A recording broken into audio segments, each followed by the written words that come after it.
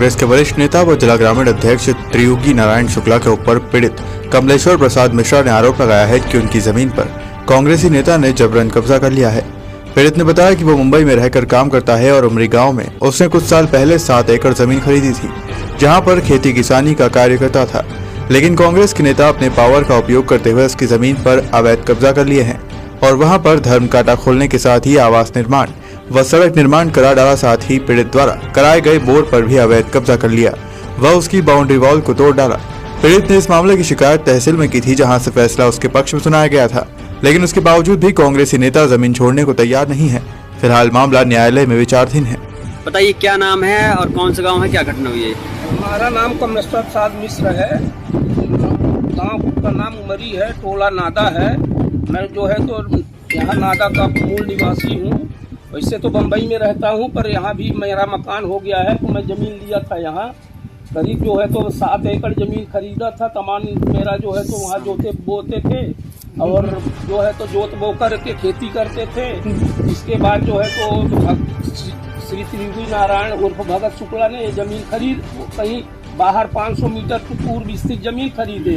अब इसके बाद जो है तो ज़मीन को बोलते हैं कि हमारी ज़मीन है, हम जबरदस्ती करते हैं, मारने को दौड़ते हैं, जो है तो अपशब्द बोलते हैं। हमारा जो है तो बाउंड्री गिरा दिए, जो है तो हमारा जो है तो हमारे ज़मीन में कांटा बनवा लिए। वो रास्ता नहीं था तो रास्ता बना लिए अपने गोदाम के लिए। अब जो है तो दुनिया भर का बवंडर बताते हैं। हमारा बोर बनवाए थे तो बोर जो भी कब्जा कर लिए, उसमें मोटर डाला था, पता नहीं कौन निकाल ले गया। जो है तो परेशान करते हैं आए दिन, जो है तो गाली गलौज मारो, वो इधर जाने नहीं देते किसी प्रकार। इसका कुछ केस वगैरह भी चल रहा था कहीं पे? इसका केस चल रहा था सिरमौर में। तहसीलदार का फैसला मेरे पक्ष में है। जो है तो न्यायालय का फैसला मेरे को स्टे मिला हुआ है। जमीन का जबरदस्ती करते हैं, मकान स्टे में बना दिए हैं, सुनते ही नहीं किसी का। ये तो माफियागिरी जैसा बात करते हैं। ये क्या ये जमीन में क्या निर्माण किए हैं, अभी क्या बनवाए? जमीन में गोदाम के कांटा बनवाए हैं, कांटा के बगल में जो है तो मकान बनवा लिए हैं, वहीं पे कर्मचारी लगा दिए।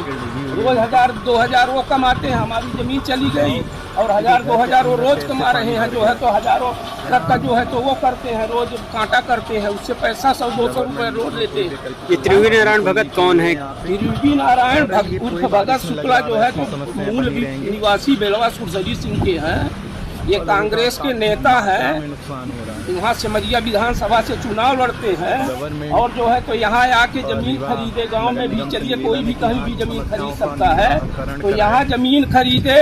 अपनी रजिस्ट्री में लिखाए हुए हैं कि रीवा सिरमौर मैनोर से 500 मीटर पूर्व स्थित जमीन लिए हुए हैं, जिसके पश्चिम में कमलेश्वर प्रसाद की ही भूमि है।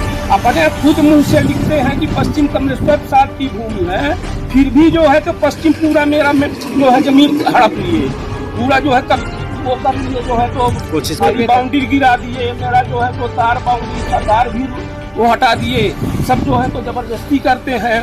उनका लड़का एक पवन है, वो आए दिन जो है तो जहाँ कहीं उसका मर्जी आता है वहाँ पत्थर गाड़ देता है, चला जाता है, बोलता है मेरे पास लाइसेंसी है। जो है तो पास में आओगे तो काम के नहीं रहोगे। अब क्या करें हम बम्बई रहते हैं।